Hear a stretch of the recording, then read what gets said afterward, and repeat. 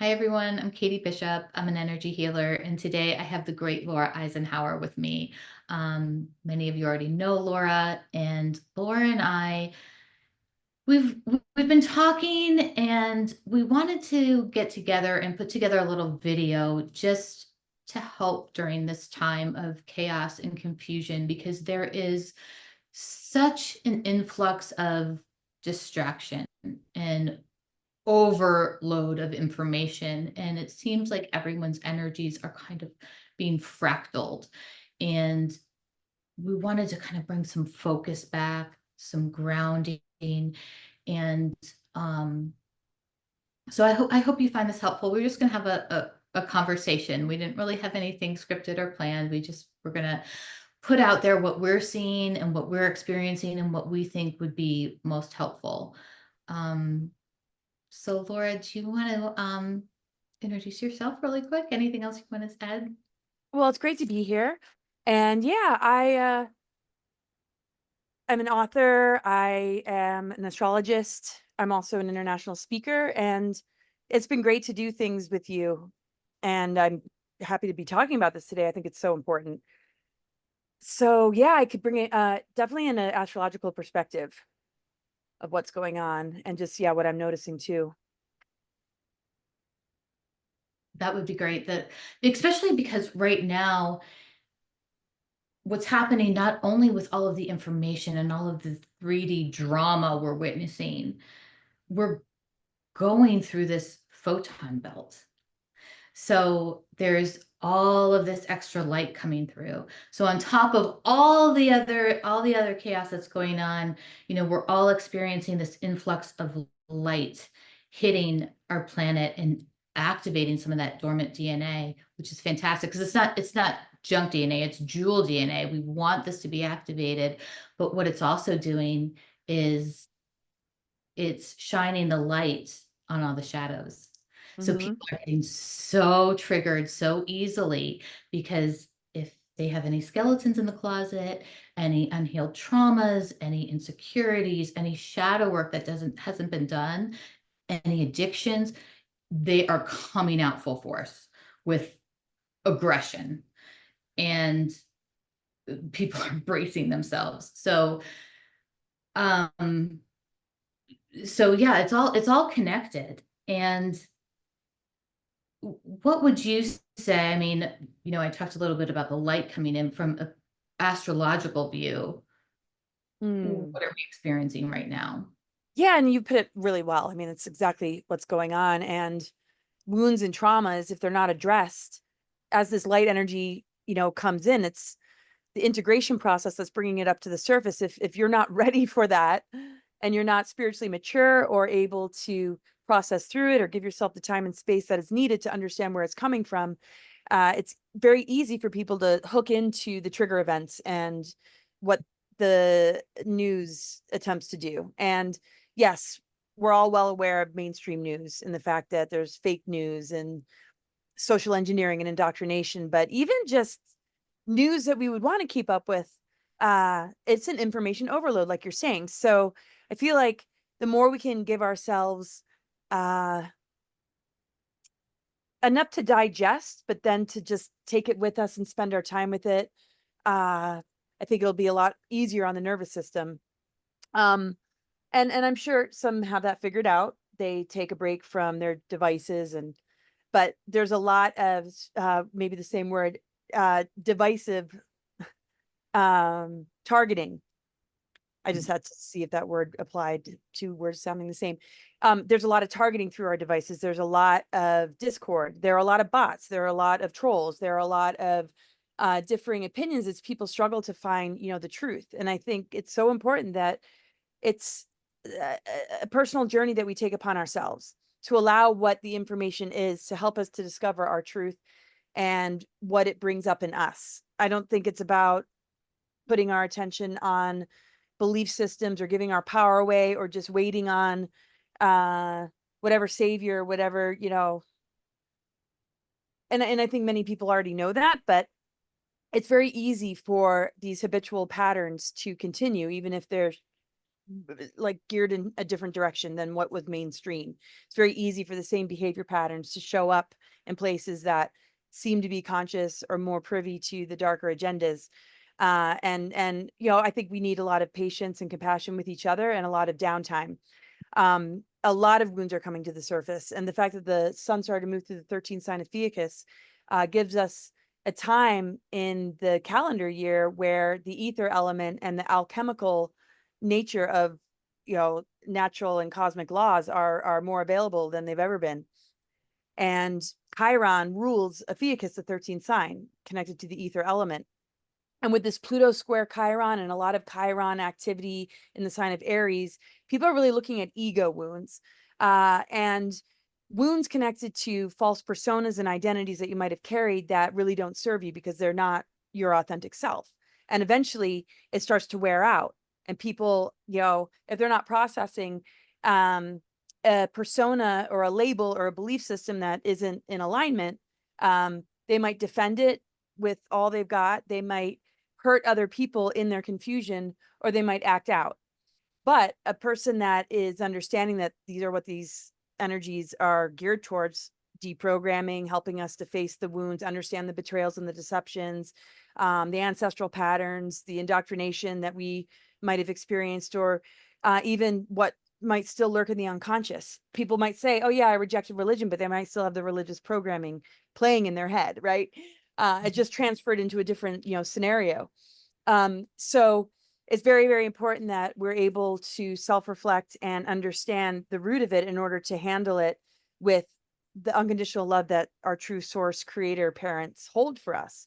And I think, in this matrix and this world of appearances, it's very much the reward punishment, the conditional love, the this is what it means to be successful. This is what it means, so you can reject one thing, but then gravitate to another thing, but you're still chasing something and not really, really doing the deeper, work. And without doing that, with the light energy coming in, it can create a lot of friction in the body. It can create a lot of overwhelm, a lot of ungroundedness, and grasping at anything to relieve the discomfort. And I think people are used to that.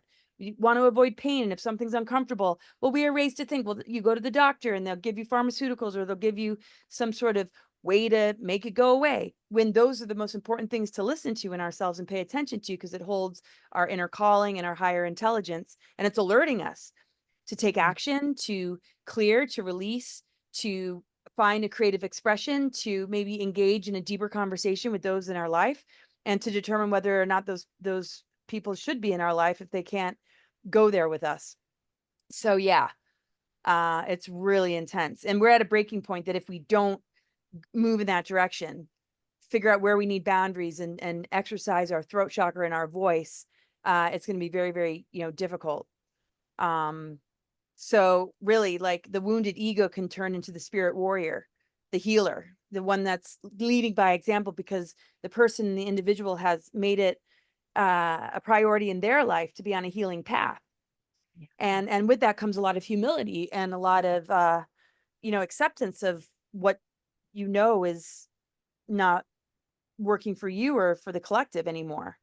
And these are the way showers, the kind of work that you do, and a lot of those in this field that aren't looking to be propped up on a pedestal, but are really here to engage in these deeper conversations and not be in that dependency bond or seek that dependency bond with people that are listening. I mean, you're all about empowerment. So I think that's key, is to gravitate towards that. Find your discernment, live your truth, and you'll be able to see through the deceptions a lot easier. And it's so hard to know what is CGI, what is AI compared to what's real. So we have to build that discernment muscle as best as we can, and that bullshit meter. Oh my God, you touched on so many things. My favorite word that you mentioned is humble, humility. This is the time to embody humility and modesty, because these devices and these social media platforms are designed to feed the ego, to breed narcissism, to pit us against each other. And I see so many people wanting to help wake people up.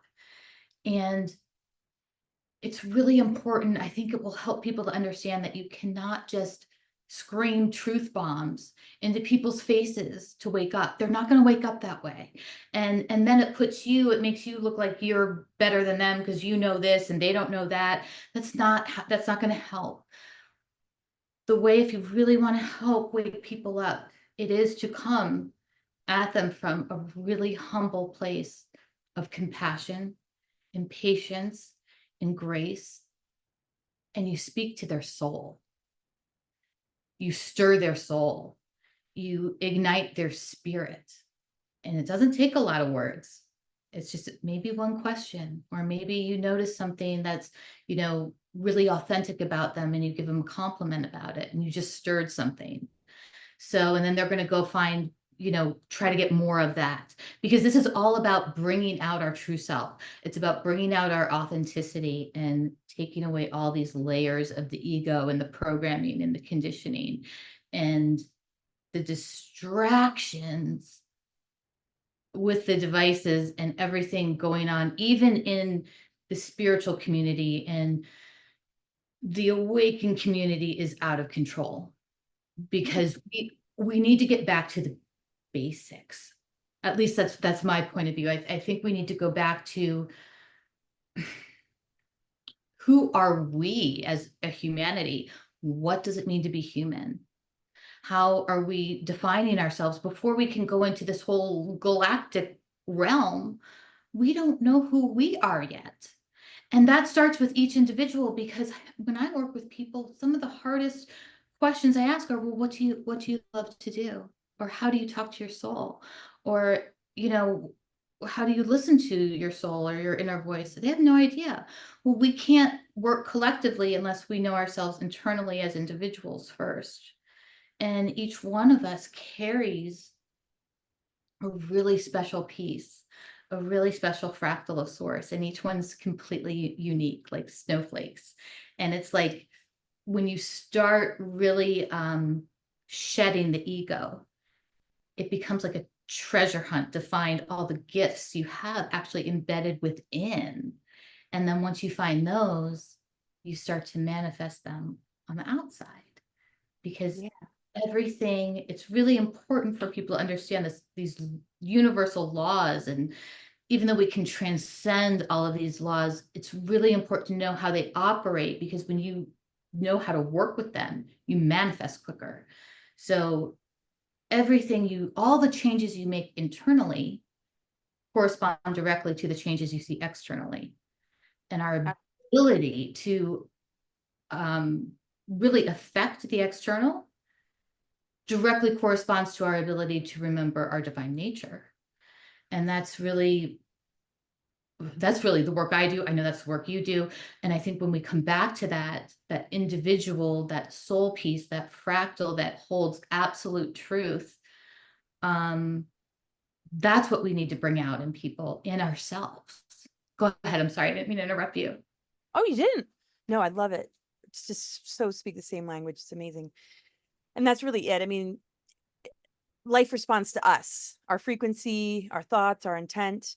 And if we're soul-centered, that's 5D. I mean, what is 5D? It's being, soul-centered, not in the personality matrix, the world of appearances, which is constantly bombarded with just all sorts of mechanisms to create these sort of sub-personalities or a label attachment, or I'm this religion, or I'm this political party, or I'm now gender confused.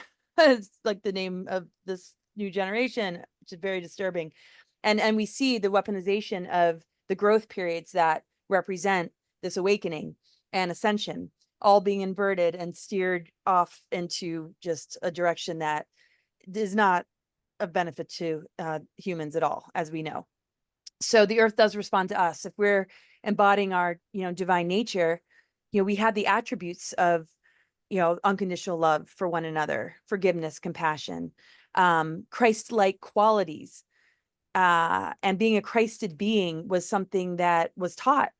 The Essenes understood this. The true teachings that were distorted and rewritten, or some of the ancient texts that were altered, really don't help a person to understand this and what our DNA is really made of and the potential there. So when you're talking about us all being unique, when we look at our astro chart, it's unique. It's like the snowflake that you're talking about, 12 houses, 12 signs, 12 strands of DNA. We all carry a different roadmap to get into that 0 point unified field, but the energies that we carry or that we have dominance in, whether it's earth, air, fire, water, or a mixture of maybe a more balanced mixture or not, doesn't really matter. That's your domain. Are you the oceanic waters? Are you the wind in the air? Are you the fire? Are ultimately we're all of it. But if we come in with a particular dominance, then we add that to the collective. That's our unique signature that we want to keep purified, that we want to just hold as crystalline water that is pure and clear and psychic and deep. And so we work with the elementals as elemental beings. And usually, even if a person has like maybe 4 water signs, they're going to have earth somewhere, or earth houses that have planets in them. And or we attract people into our life that might hold a dominance in something that we don't have a whole lot of, in order to just pull the puzzle pieces together to activate what's dormant. Because if we're all in unity consciousness, bringing our uniqueness, we're activating what's dormant in one another.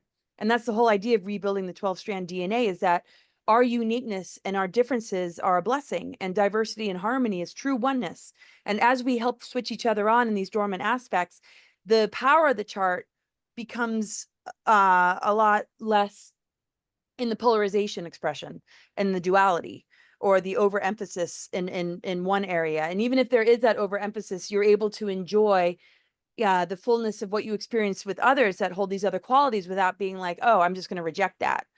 And I think a lot of that rejection has been taught, like the more spiritual, the medicine keepers, the wisdom keepers, the ones that go off into dream time, that work in the multidimensional, or that are sort of shamanic.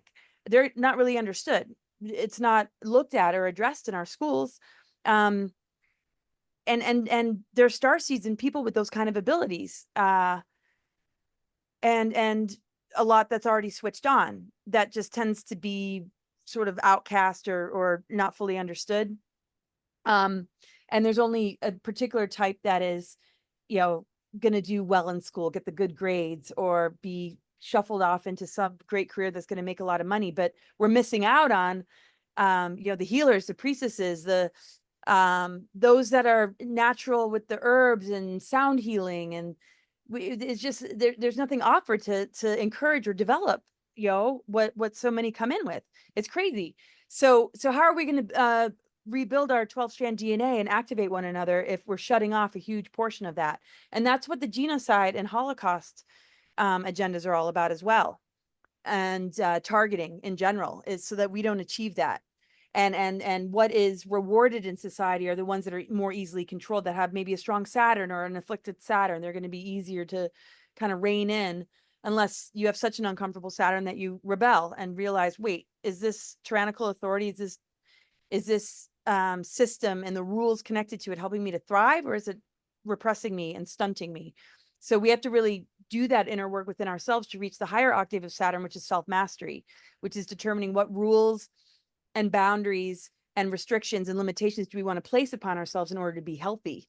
And that might mean, we change our diet, we change our habits, we don't watch so much television, we go out in nature more.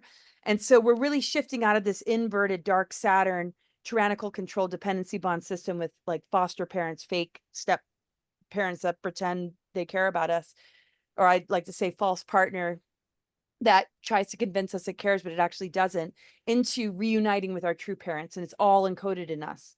So we're at a very, very critical stage to really speak to that in one another, in order to bring that fullness out in one another, so that that integration process can happen, and we transcend the chart, and we feel into the wholeness and the fullness of it all.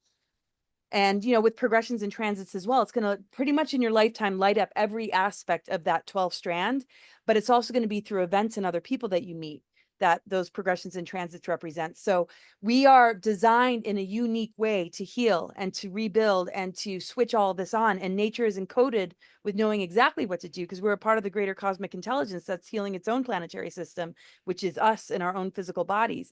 But everything is geared towards distracting us away from that. So if anybody panics ever, just find your stillness, find your soul centeredness, be in your heart, and just embrace what already is and allow it to be revealed from within as well. And that connection and that relationship is going to be the ultimate one to develop, more than, like you said, getting too caught up in the galactics or what ET race is going to come. Yes, that's all great to learn and important to understand about our galactic history, but without rebuilding this relationship with creation, it'll be very easy for imposters to trick us into thinking that they're here to help. So Yeah. And you talked about something that's so key to so many people right now, because you mentioned like the healers and the people with the shamans.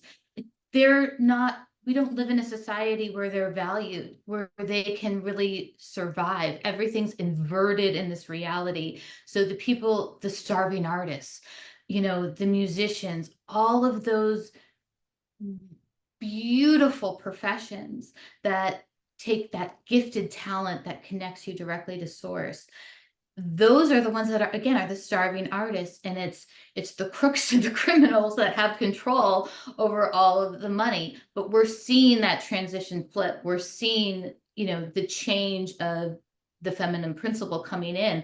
And as we're going through this transition, so many people are freaking out, like, what am I going to do for my job? I don't like being in this job, but I don't know what I want to do. And that's a really difficult transition. This is where you have to really know yourself and what sparks you, what stirs your soul. As we make this transition, because more and more people, the more you awaken, the more you can't tolerate, a 9 to 5 in front of a computer, or doing something that isn't feeding your spirit. It just becomes so difficult. One of the things I tell people is, during that transitional time, I hope this helps, uh, volunteer for something that interests you, because you'll be raising your frequency when you help people, and then you're raising their frequency, and then you're experimenting or getting a taste or flavor of other things, other sectors that you may not have experienced before. And you could have like a hidden talent come up, or a sparked interest in something. So, look at all the different sectors we need to rebuild, our economy, government, education, healthcare. What speaks to your soul? And then find some kind of volunteer work within that, and then see where it goes from there. That's how you kind of, a soft way to transition into doing something that you love, that will help sustain you. And totally. then, you also mentioned the scenes, and this is again where I think we need to go back to basics. And we read those texts from the ancient mystery schools and the Gnostic gospels. They're all about knowing thyself. It's really simple. It's all about not getting attached to the material. It's all about knowing that the only sin is not being authentic. Mhm. you know so again, going back to the simplicity, I see so many people getting almost stressed out, like they have to watch this video and they have to learn this technique, and it's so overwhelming. But I want everyone to know, you don't have to have a master's in astrophysics to be a good person. You don't need, you know, a PhD in ascension mechanics to live in authenticity. Like, this is, if you pull yourself back and just try to control the controllables, everything else, the universe responds, and it will take care of itself, and it will respond to you. But it all has to start from in here. And if you're fractaled and your energy is going a million different places, and you're online and you're on this site, and then you're, this all over the place, it won't work, because you're all over the place. We've got to focus on what's really important in your life at this time. Totally. Totally. Yeah, and the way that life responds to is, synchronicities, the magnetism that comes from being soul centered, finding soul family, soul mates, and being on that level with people. You're going to really be tackling just really unbelievable things as well. Mhm. Um, and no matter what might come up, for those that are on a soul level, there's a willingness to work it out. It's easier to stay the long course, to have a disagreement and not have it drive you apart, to think differently and not have it break the love connection. You're not threatened by the differences at all. You're strong in you, and you appreciate where others are at. And I think that's so important. And I don't see that as much as I thought I might in this community. But, you know, it takes a little bit for people to be reminded that this is the most important thing. And when we look at simplicity, it reminds me of when I did wilderness courses, like passing the talking stick. Everybody has something important to say, of value. It's not just about the people that are presenting or doing the workshops or this or that. It's about all of us, each and every one of us. You know, some of us might be taking the initiative, but it's really about every single person feeling like, wow, my story matters, my experience matters, my wounds matter, my traumas, my gifts, my abilities, my insights, right? And when people feel more permission to bring that out in themselves, it's like, wow, we're functioning on a much better level. Who would want a whole room full of people to just think like you, and what you feel are the answers? I mean, that expires. Maybe it sustains a person, you know, because they were taught that is power and influence, but it really isn't.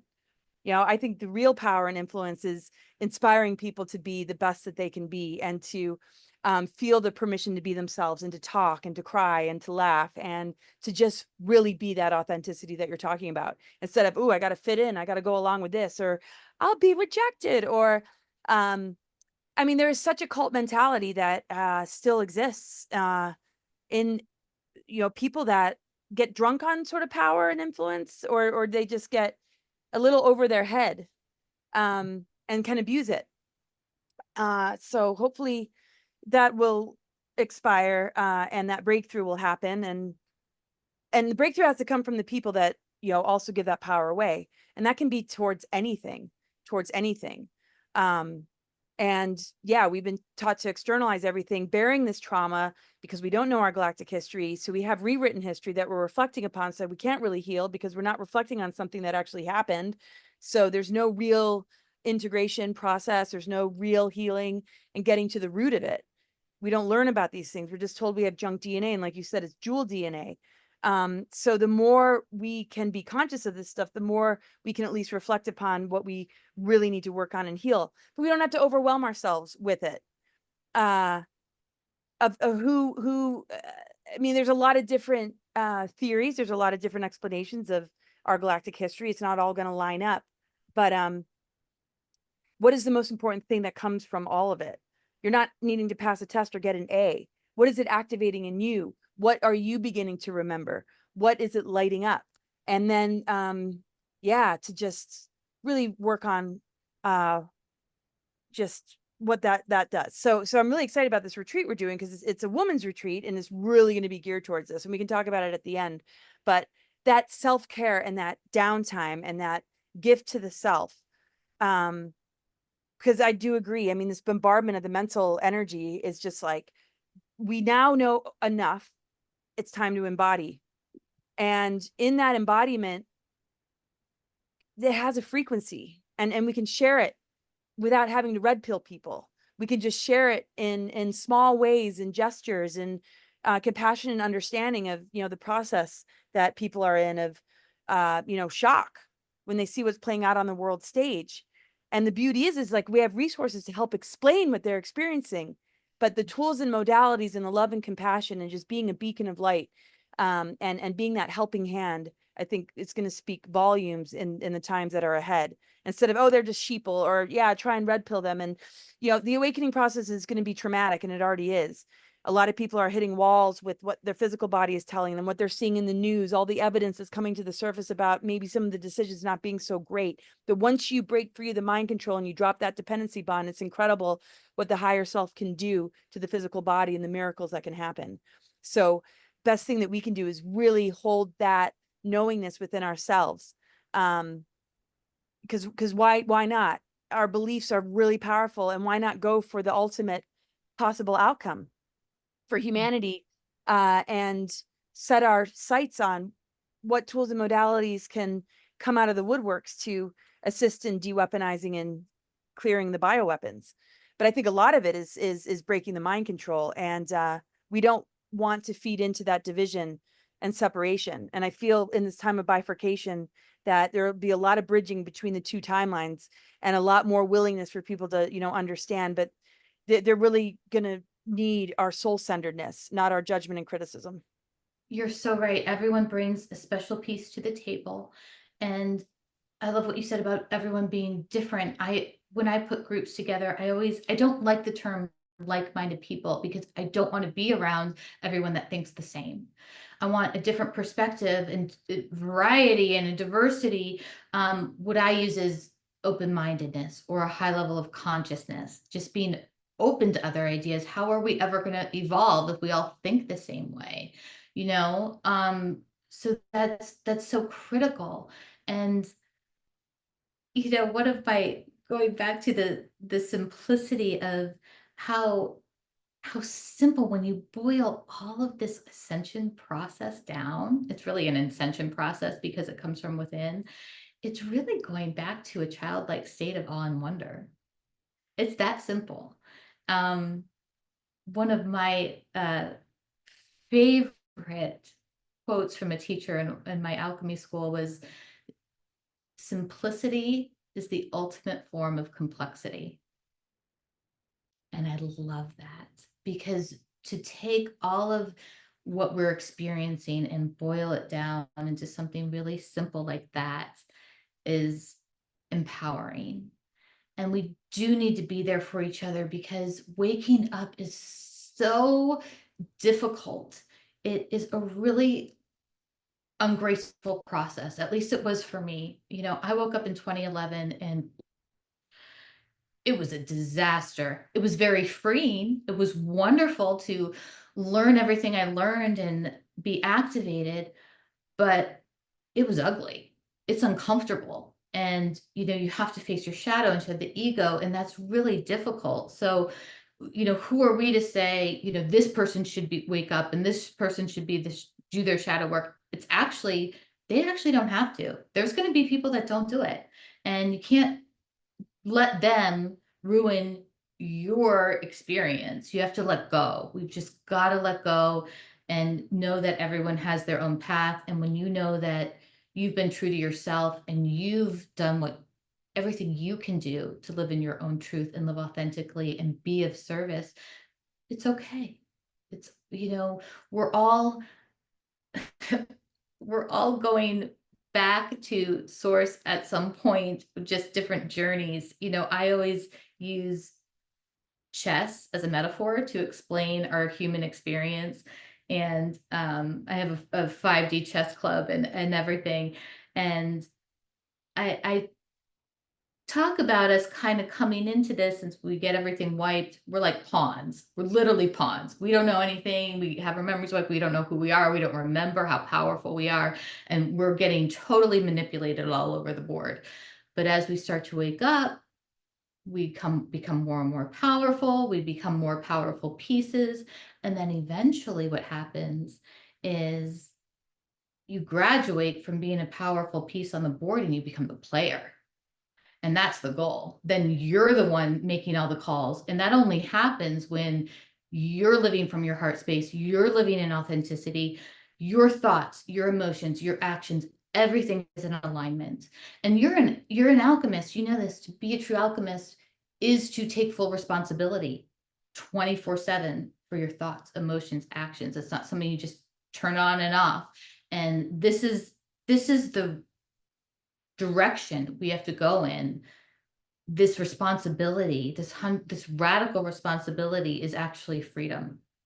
It's complete freedom, because if you're not in control of your thoughts, you're not in control of your emotions, someone or something else will be. And then you're totally manipulated. And we have to be aware of that, because so many people are operating on autopilot and just completely disassociated.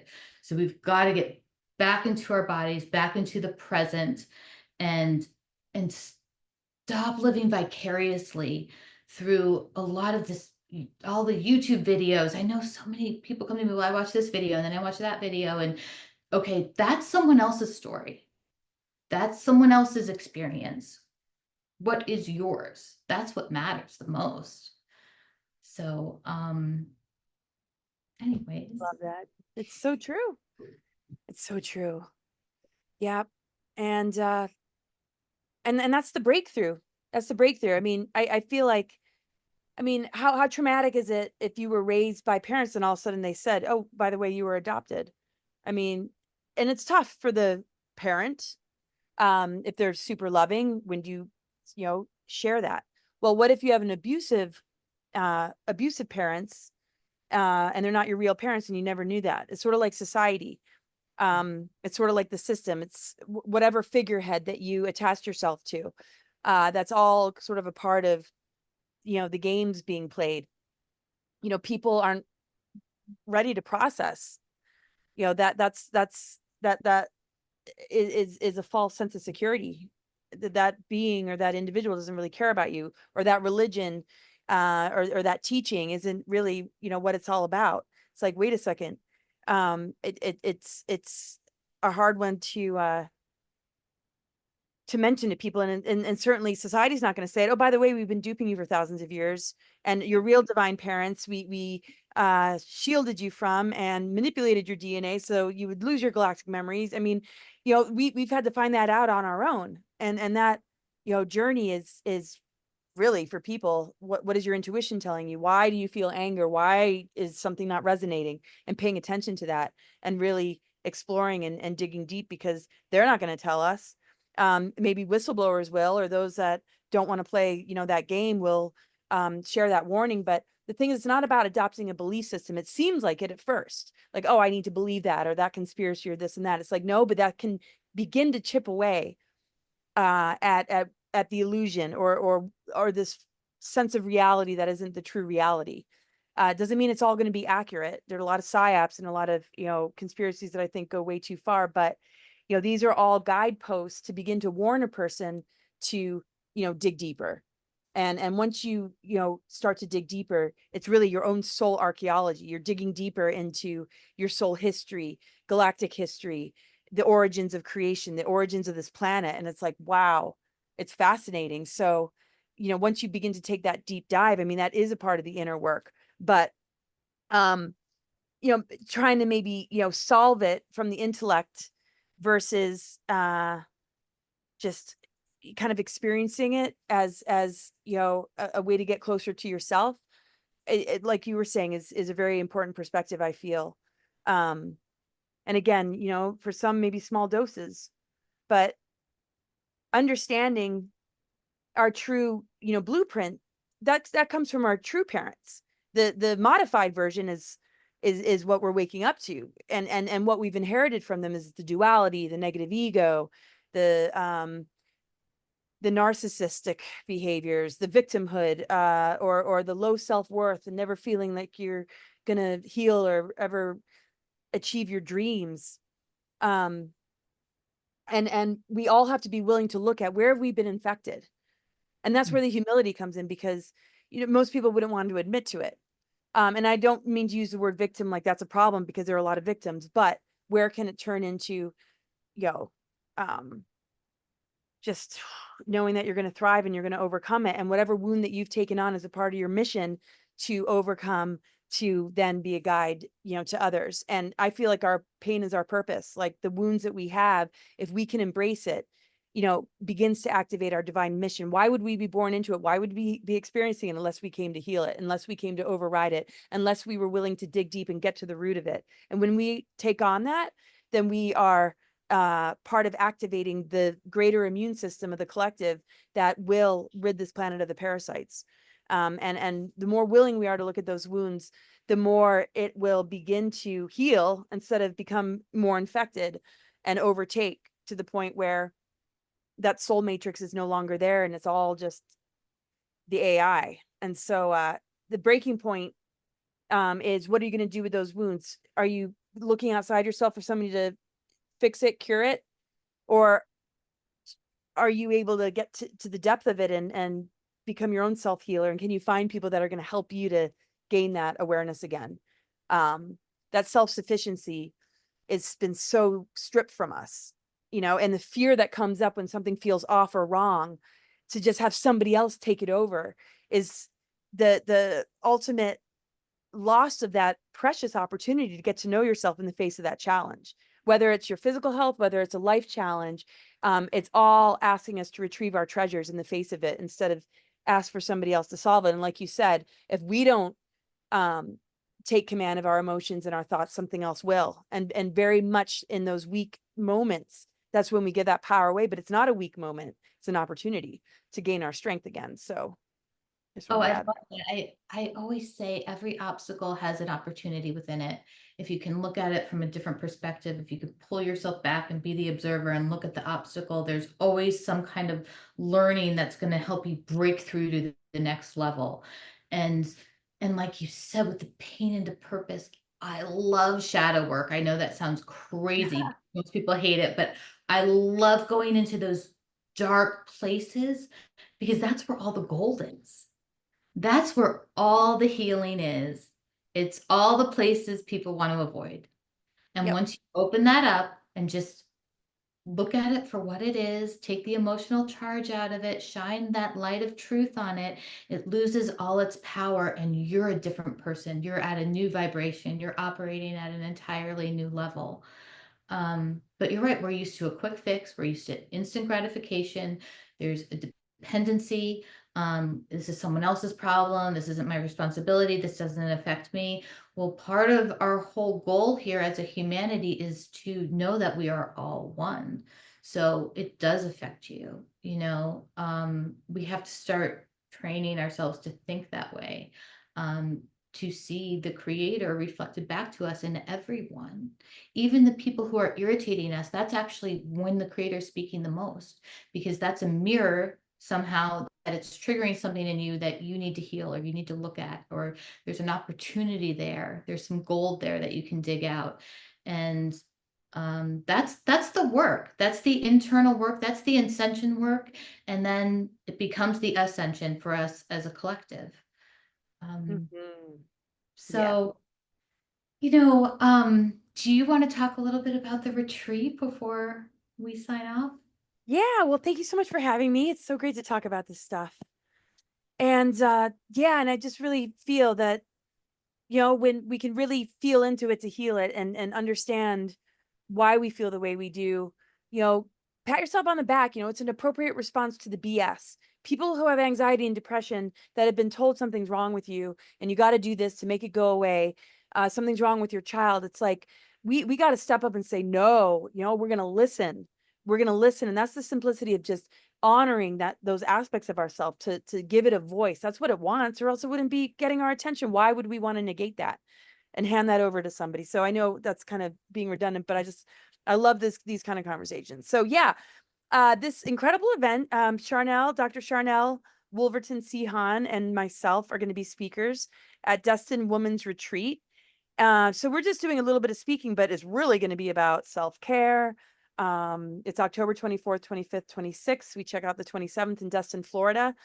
You can find out more information on Facebook. I'll probably get it up on my website today, but services are available for raindrop, cranial sacral therapy, lymphatic massage, emotional release, ozone therapy, laser therapy, biofeedback, Prife Bio, food detox, foot detox, Reiki, hypnotherapy, and possibly more. I'll be doing astro sessions.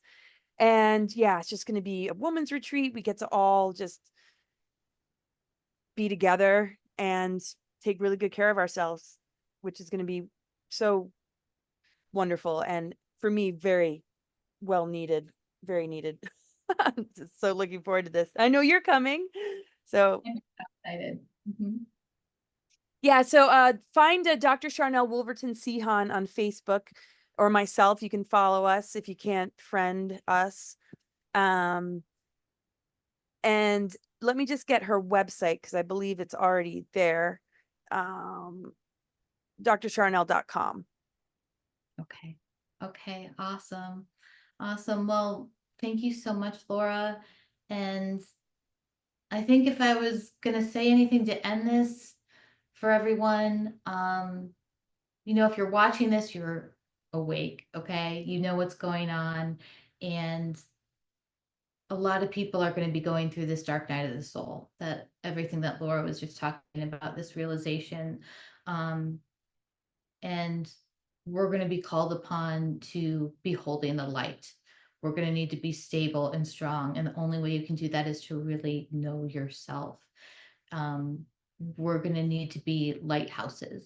And in my shamanic training, elder gave the greatest analogy. And he said, you know, the lighthouse, the most important feature of the lighthouse is not just the light, it doesn't move. So we have to be solid and grounded in who we are, and grounding into ourselves, into our true nature, and this human experience here on earth. The experiences on earth, it's here. It's not up there, it's here. That's where the focus is. So I would just like to leave everyone with that. And I hope you found this helpful. Bye.